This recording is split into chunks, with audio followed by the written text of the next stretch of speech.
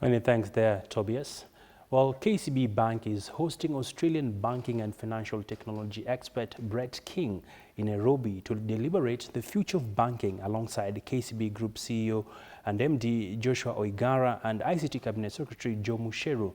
Retkin is an Australian banker and the author of several books about the banking industry and the co-founder and CEO of Moven, a New York-based mobile banking startup.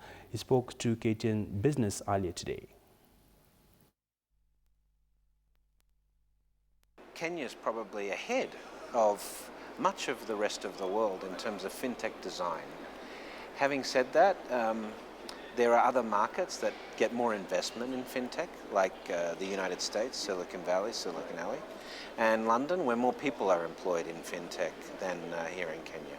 But Kenya certainly is sort of the most advanced market in terms of fintech platforms in Africa, for sure.